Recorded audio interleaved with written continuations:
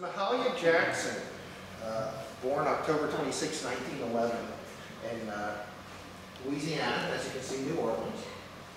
And she is on the list, she is an example of a musician who's on the list primarily because of their talent as a musician.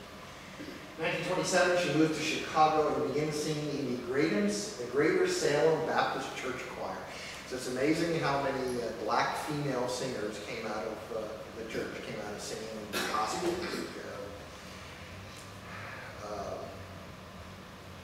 Now I'm going blank. Whitney Houston, Aretha Franklin. 1929, she meets Thomas Dorsey, who will be the next person we're going to talk about. And in time, goes on tour with him.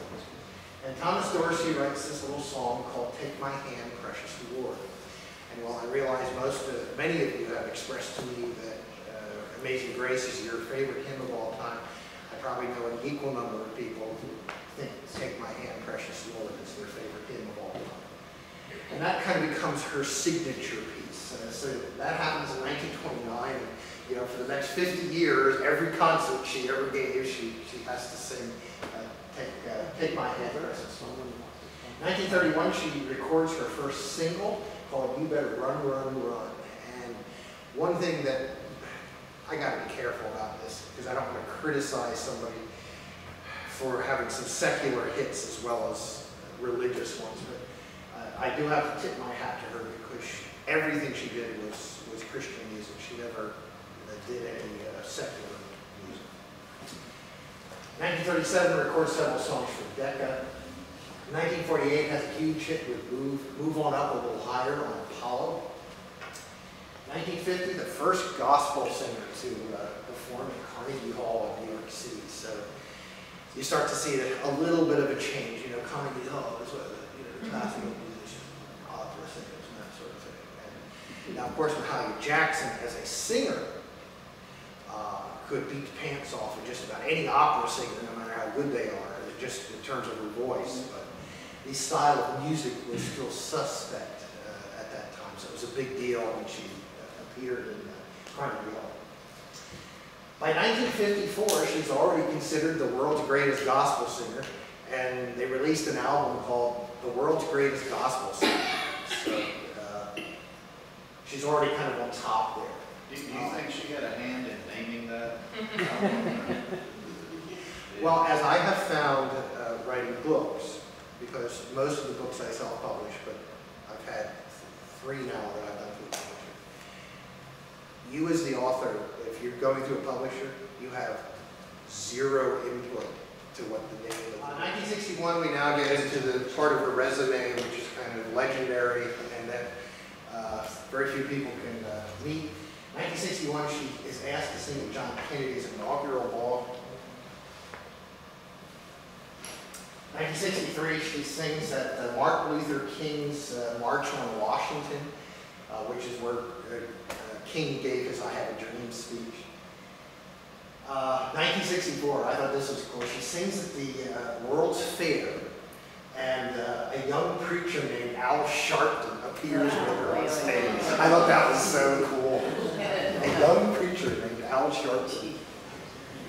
1968, she sings "Take My Hand, Precious Lord" at Martin Luther King Jr.'s funeral.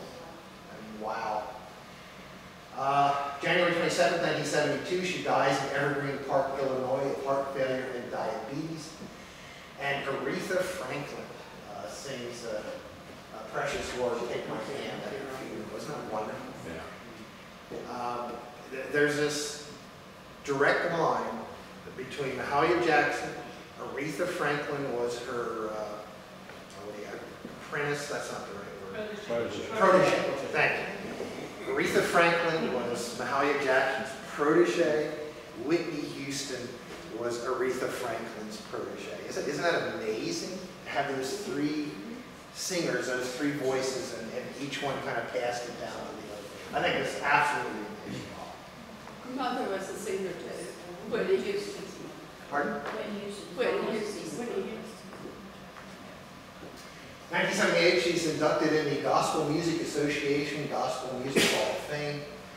1997, She's inducted into Rock and Roll Hall of Fame, which I thought was cool, under early influences.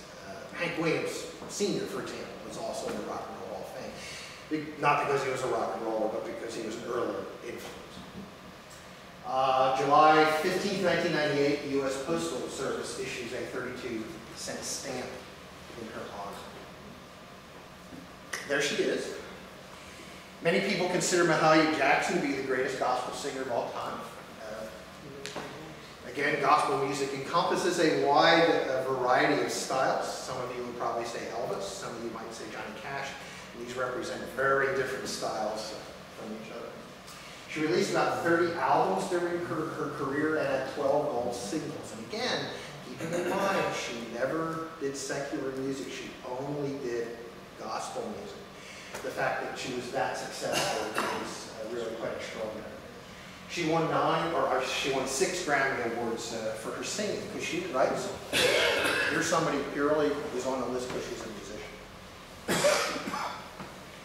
1963, she sang, as I said, at the March on Washington. And Martin Luther King once said of her, "A voice like hers comes along once in the lane." That's kind of amazing. And some of her well-known solos, Amazing Grace, Go Tell It on the Mountain, she does it very differently than we do it here. His Eyes on the Sparrow, Move On Up a Little Higher, Take My Hand, Precious Lord.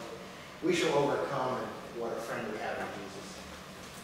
It's a very well-known, very heartfelt